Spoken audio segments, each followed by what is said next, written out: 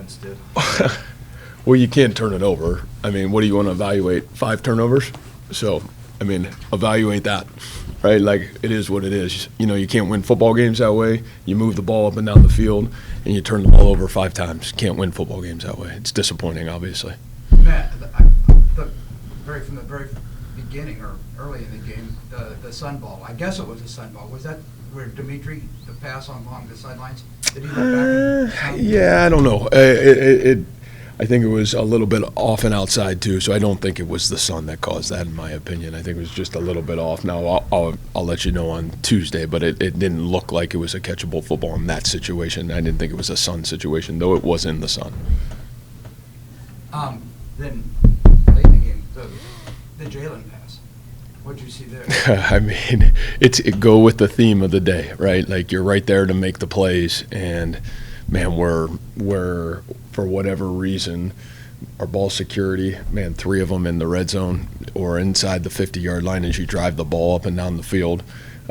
Man, a couple plays here and there, we gotta be able to make the plays, and unfortunately, that's the rhythm of it's the story of every game that's been really close and been right there. And, you know, we had opportunities to make a couple plays in some critical moments on defense too, and we didn't do it. But man, what it is it's the 5 turnovers, and you can't do those things. You know, we played good enough defense, we played good enough special teams, and at the end of the day, you know, and it's not even the ability to or inability to move the football, because that's false. You know, the reality is you can't turn the ball over, and the common theme of every one of our losses is we've lost the ball security. We've lost the turnover margin, and then that's squarely falls onto a situation today of our inability to take care of the football.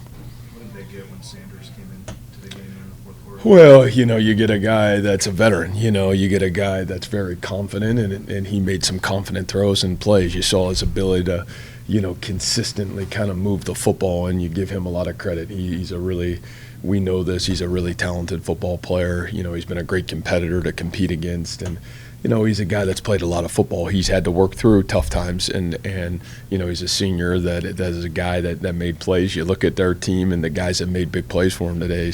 Man, these are some, as I said earlier in the week, some of the great players that we've competed against in this conference over the last 4 to 5 years. You know, the sack at the end of the game, 9. I mean, man, that guy's been a phenomenal player for those guys. So, you know, it gives them leadership, and he gives them a great veteran, and made some critical plays in some critical moments. You mentioned losing the turnover battle in losses, but certainly today was a whole different deal with the turnovers. Was there a common thread there? Or yeah, I wish they were. You know, I don't think any of them. The common thread is take care of the ball. You know, I mean, daggone, you're talking about, you know, tip pass, drop ball. You know, you're talking about take care of the ball at the quarterback position. You're talking about take care of the ball a couple, you know, Sean's situation, and it's a collective whole. And the positive is, I guess, is it's a collective whole. The negative is there's multiples. And so, you know, again, I look at us as teachers and coaches, and how do we continue to do a better job empowering our young guys moving forward. You know, we believe in our kids.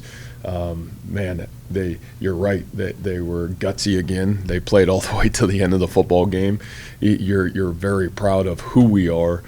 Our detail and precision in all of these losses has been, man, part of our reason why we've lost the football game. And today, obviously, the turnover margin, but I think if you research it, every loss we've had this year has been the turnover margin. We've lost that battle, and man, when you live in a land of margins, of thin margins to win and be successful, that's a huge margin to be able to not come away and win the football game with. Matt, you talk so much about margins.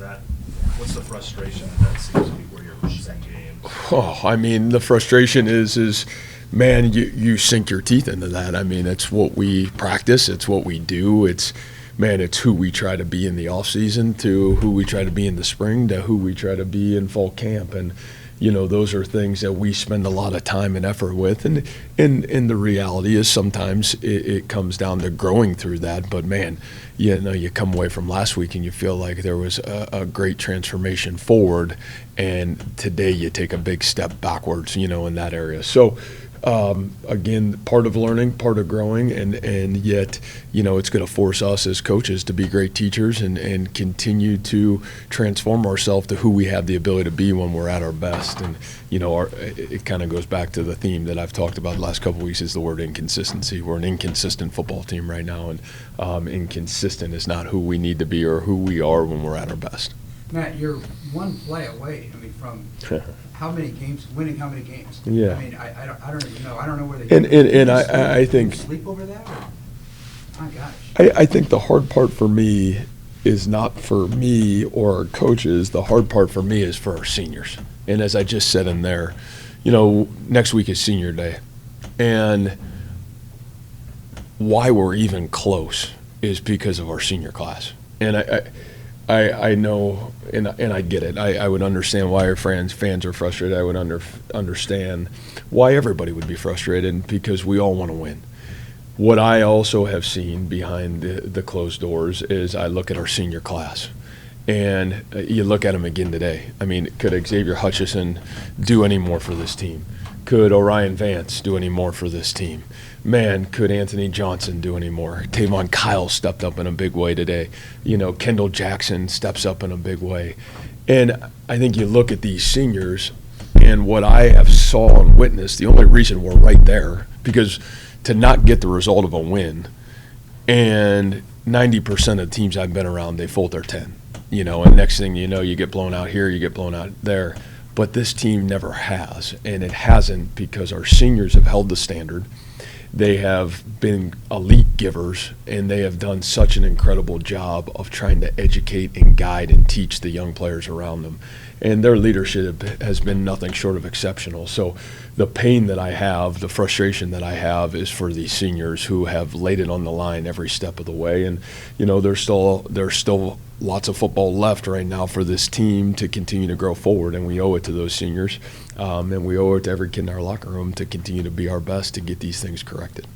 Jairo re-injured his foot. Yeah, Jairo I think will be out for the year. Unfortunately broke his foot, in the game, and so, man, you talk about guts. The play he goes out on a touchdown. Man, he goes out in a critical moment in the football game, and man, I can't say enough about his guts and what he's done for this team and this program this year, and played injured really through the last 4 to 5 weeks. So, it's really unfortunate situation. And, I guess the positive for us and for him is, we can now kind of let him go get healthy and then get him ready. But, man, the response of some of those young guys will be critical for us. So I couldn't be prouder of Jairo and what he's done and what he's meant to this team this year. So he's done a great job for us.